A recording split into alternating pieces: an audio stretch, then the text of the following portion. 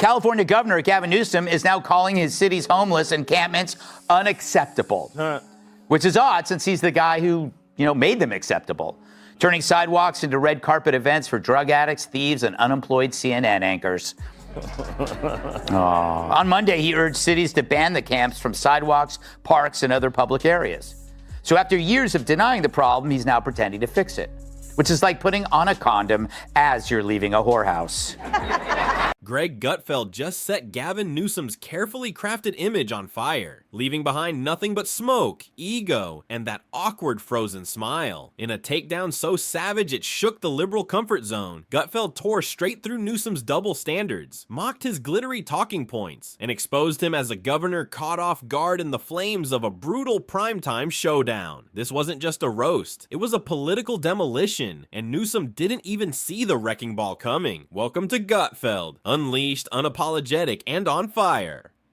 So Newsom is fed up with tent cities, the crime, the urban decay? No, he's not mad about that stuff. He's mad you noticed. It's like a criminal telling a jury he's sorry he robbed 25 banks when he's just sorry he got caught on the 26th.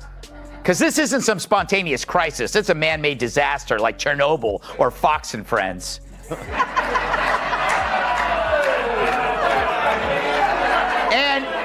It began like any other night on Gutfeld's stage. Bright lights beaming, a coffee mug steady in his hand, and that sly grin cutting across his face like a sharpened blade. But something was different tonight. This wasn't the usual parade of sharp jokes or playful banter. No. Greg Gutfeld had switched to full combat mode. His target, California's glamorous political showman, Gavin Newsom, the man whose hair campaigns harder than he does, and who glides through press events as if every podium were a red carpet for his next magazine cover. Took common sense as his high ground. Right. There's no place outside of it. That's right. And so they're stuck in this horrible, horrible place, much like you, Jamie, and your life. As California falls apart, it must remind you somewhat of your own personal life. Yeah. Sometimes I look at footage of California and I go, oh, look how much better it is than my life. If you're hooked on this fiery showdown, hit that subscribe button, because standing in Gutfeld's line of fire was the picture-perfect poster of progressive pride. Or at least, that's the role Gavin Newsom loves to play. But behind that polished exterior sits a mountain of failure stacked higher than a pile of unpaid parking tickets. And Gutfeld didn't just mention them, he obliterated them. With the sharp precision of a late-night comic who's had enough of the fake theatrics, he ripped apart Newsom's image like a rejected Hollywood script. Flashy, overhyped, and begging for a rewrite. Let's rewind, because Newsom has spent years coasting on that golden boy glow that keeps the left swooning. Why do I keep bringing up Gavin?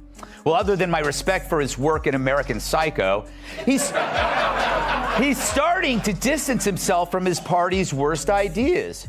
Newsom, a guy who hates fossil fuels but could still bring down the price of gas by wringing out his hair, once proclaimed that his state would be a sanctuary to all who seek it. Then people actually came. He flashes a grin so polished it could star in a toothpaste commercial, tosses out buzzwords like a motivational speaker on tour, and struts around as if California were a flawless utopia sculpted by his own hands. But behind those staged press briefings and glittering dinner parties, the truth tells a darker story. The state outside his mansion walls is slipping into chaos, and Greg Gutfeld wasn't about to let that fantasy slide. The second he stepped onto that stage, the entire mood shifted. You could feel the tension spark. No warm-up, no easing in, just a ruthless wave of truth slicing clean through Newsom's carefully protected ego. You conflate order with authoritarianism, you get chaos and destruction. So if restoring order is evil, then the Dems are now the party of disorder. Turns out the only system they had was wokeism, and it rotted any basic principles the party had to begin with. Which is why, like Gavin himself, they're left looking at 2028's hopes going up in flames. And this time, no one is going to help them put it out. Gutfeld kicked things off by ripping away the glossy surface and exposing the decay festering beneath California's shiny image. The so-called success story Newsom loves to parade as progress now looks more like a state collapsing under its own weight. The streets have transformed into sprawling tent cities, while taxes have skyrocketed so high that even Elon Musk practically grew wings and fled to Texas. And when it came to crime, Gutfeld didn't have to embellish a thing. The truth spoke for itself. Smash and grabs have turned store windows into glittering disaster zones, and carjackings have become as routine as ordering an Uber. Yet through all this chaos, Newsom still clings to his golden fantasy, as if pretending makes it real. Problem is his track record, his performance as mayor, as lieutenant governor, and governor. And your analogies are great. I think mine are better. And just hold on, and here's why. He shows up at the fires and says, who the hell caused this? I'm going to crack down on the people responsible. He sees the homeless encampments blocking the sidewalks and said, you guys clean that up. He started it. He spent $3 billion to fix it. And his opening words in 2020 when it got the job is, it's a disgrace. The richest state in the country and the richest nation of the world has a homeless problem. I will fix it. He spends $1 billion. When it's not fixed, he blames the mayors, and he also forced the movie industry and Silicon Valley out of the best state in the country by high taxes. I've never seen someone with such a bad performance, but yet I think he's the front runner to get the nomination for the Democratic Party. Yeah, it's true. It's true. They got nobody else. Sherrod, welcome back. And somehow, Newsom still found the nerve to lecture other states, preaching about morality, freedom, and leadership, as if he were the nation's shining example. That's when Gutfeld turned up the heat, and it got blistering fast. This wasn't just hypocrisy, it was pure performance art. Newsom stood there like an overpaid actor tripping over his own script, completely lost in his own production. Gutfeld spelled it out with ruthless clarity, a governor wagging his finger at Florida over book bans, while students in his own state can't even read at grade level, condemning Texas for its abortion laws, while his own streets drown in fentanyl and despair. The irony was deafening. The crowd could feel it echo through the studio. Laughter erupted as Gutfeld sliced through the nonsense, not with fury, but with a sarcasm so sharp it cut deeper than any rant ever could. And then came the grand finale. Newsom's stage, his spotlight, his so-called moment to shine. So last week, Newsom said he hopes the conservative Supreme Court will overturn the current law that bans his state from removing out-of-control homeless encampments. Imagine that. Well, what did you expect, Gavin? That the sanctuary seekers were going to show up in Winnebagos? Once again, another example of a high-profile lib using his big mouth to write a check his ass can't cash. Last year, after the Texas Governor Abbott ordered that parents of transitioning children should face criminal investigation, Newsom then tweeted this: trans kids and their families should be celebrated, not targeted by the state. They are heroes. And so to fearful families in Texas right now, California's door is always open to you. With that razor-sharp grin, Gutfeld painted a picture so brutal it silenced the room. California's middle class, once the pride of the state, is vanishing faster than a drop of water in the desert sun. Small businesses are locking their doors for good, while Hollywood elites and Silicon Valley billionaires clink champagne glasses behind their gated fortresses. And there's Gavin, still smiling, still flawless, his hair sculpted to perfection, as if the hardships surrounding him were nothing more than a backdrop for his next glossy campaign ad. But Gutfeld wasn't there to chase laughs this time. He came armed with cold, devastating truth. For all of Newsom's staged photo ops and rehearsed sound bites, he wasn't just making mistakes. He was driving people away. Families weren't fleeing by choice. They were escaping by necessity. Once proud businesses packed up, desperate to break free from a state that punished them for the simple act of surviving. Even lifelong Californians are left asking in disbelief, how did California fall this far? What do you think about Gavin Newsom? What's going on there? I don't know. I don't know how they bump out Kamala out of VIP, put a white male in there and take her out. She's got too much of an ego to just step aside. She's going to go crazy if they try to do that. Plus, she had a strong 2% support, so don't forget that. Yeah, but she's waiting for that spot to just open for her, and then you put a white male in there? Yeah. I don't know how they're going to put, they did it to Bernie. They threw him under the bus two presidential ones in a row. They just gave him a couple extra houses in Vermont. Go, yeah, you got some extra money. But I don't know how they could do it with her. Yeah, it'd be great if they threw her under the bus because she really likes buses. Remember?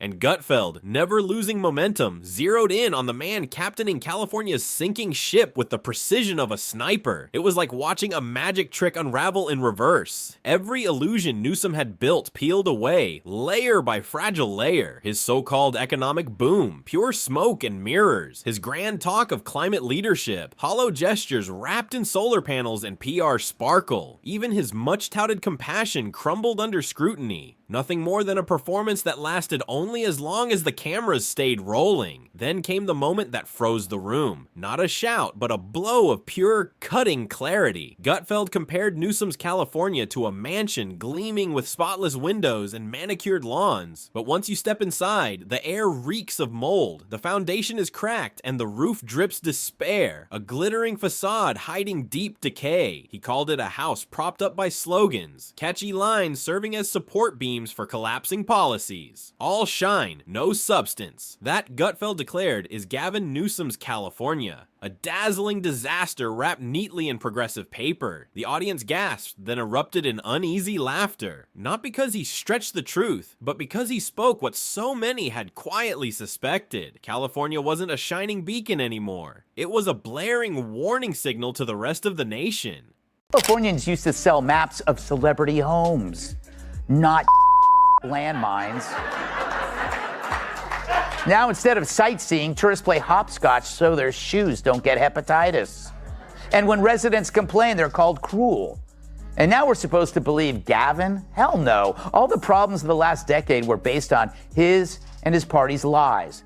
The crowd wasn't laughing at a punchline. They were laughing because they saw the truth laid bare before them. It didn't need exaggeration, only flawless delivery, and Gutfeld delivered it with the precision of a surgeon wielding a scalpel. Meanwhile, Gavin, whether reclining in some plush hotel suite or striking his next pose behind a velvet-draped podium, was probably flashing that same polished grin, convinced no late-night host could ever rattle him. But he was wrong. Dead wrong, because Gutfeld didn't just dent the armor. He split it wide open and marched right through the wreckage. This wasn't a debate anymore. It was a full-blown demolition. And from the rubble rose something far more chilling. Whispers of presidential ambition. The very danger Gutfeld had warned about from the start. This wasn't just hypocrisy, and it wasn't mere incompetence. It was a bold plan to spread California's chaos across the entire nation.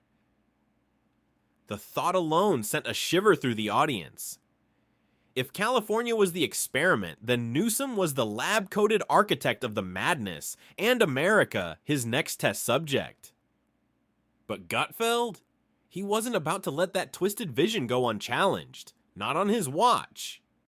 Then came the national polling by overwhelming majorities. It turns out Americans don't favor minors transitioning. So last week, when a California law was proposed that judges in custody cases favor the parent who supports transitioning a child's new gender, Newsom killed that law quicker than a late-term abortion. Yeah, I know, huh? Now the left, being the left, was outraged, but they missed something, because now Newsom says he only vetoed it since it's already the law. Gutfeld wasn't giving him a way out. Not a chance. He wrapped it all up with that signature deadpan mic drop only he could pull off. A sly smirk, a slow, deliberate sip from his mug, and one piercing look at the camera that silently screamed, "We see you, Gavin!" And no amount of hair gel could slick over this disaster.